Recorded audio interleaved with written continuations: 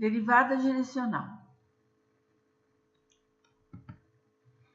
A derivada direcional fornece o coeficiente angular da reta no ponto P, x, y ou x, y, z, na direção de um vetor U.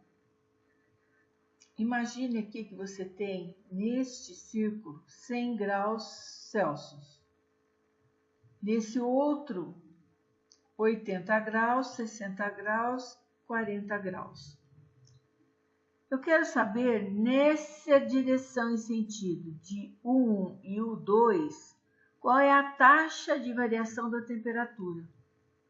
Basicamente, então, eu quero achar, né, o coeficiente angular da reta ou a taxa de variação em relação a um determinado vetor.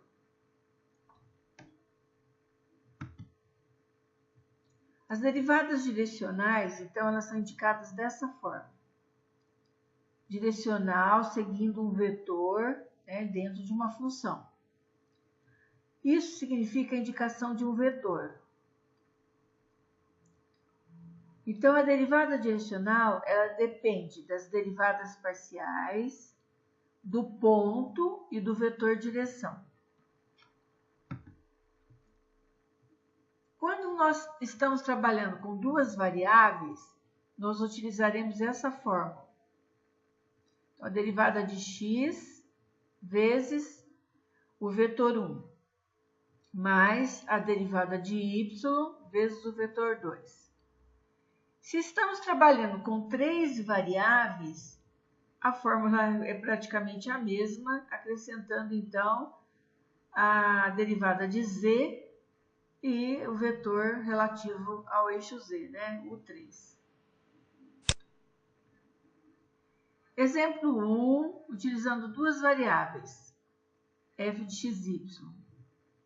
Eu quero saber qual o valor da derivada direcional dessa função f de x, y no ponto P11, na direção de um determinado vetor U, sendo a função x² mais y², o ponto P11 e o vetor 3/5, 4/5. Nós vamos ver se esse vetor aqui ele é unitário.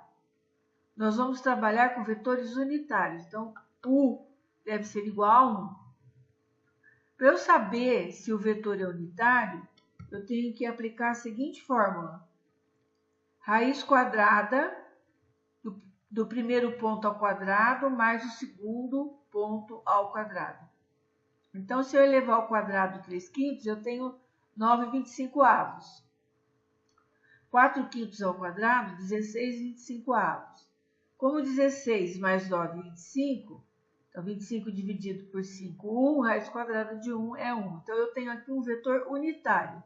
Então, eu posso aplicar a fórmula direta. A fórmula com duas variáveis, né? Então, eu tenho que achar a derivada de f de x e multiplicar por U1, que é esse aqui, ó. Achar a derivada de y e multiplicar por U2, que é esse o valor aqui. Então, jogando lá, né? Então, a derivada de x, 2x. Como esse y não está acompanhando, multiplicando o y, ele vira constante e some. Então, a derivada de x aqui, 2x, vezes o seu vetor, que é 3/5. A derivada de y, x aqui é constante, é 0. Regra do tombo, 2y, vezes o seu vetor, que é 4/5.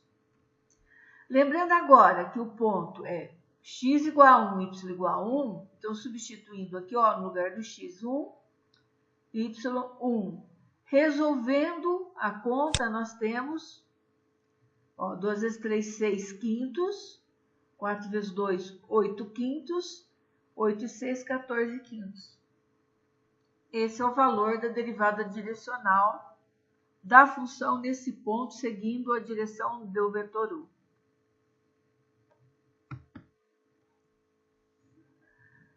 Vamos dar um exemplo 2 agora, com duas variáveis, sendo que o nosso vetor A, ele não é unitário. Joguei lá, ó, 5 ao quadrado, menos 2 ao quadrado, 25, com mais 4, 29. Não deu vetor unitário. Então, eu tenho que calcular o versor deste vetor. Para calcular o versor, é só pegar o vetor e dividir pela raiz quadrada que deu aqui em cima. Então, eu tenho 5 sobre a raiz quadrada de 29, menos 2 sobre a raiz quadrada de 29. E eu vou trabalhar com isso aqui na fórmula. Vou calcular as derivadas parciais de x e de y, seguindo esta função, né? Então, a derivada de x aqui seria 2xy. Se eu substituir no ponto P, que foi dado, 2 e 1, eu já tenho um cálculo aqui, ó, mais rápido, né? De 4. Calculando f de y, então, olhando lá em cima, eu tenho aqui, ó, x mantém, y some. A derivada da raiz quadrada seria meio y elevado a menos meio, ou seja, 1 sobre 2 raiz quadrada de y.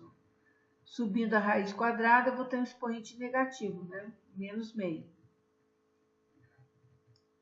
O que acontece aqui? Substituindo, eu vou ter 9 meios. Jogando na fórmula, então, f de x já calculou no ponto, que é 4, vezes o primeiro vetor.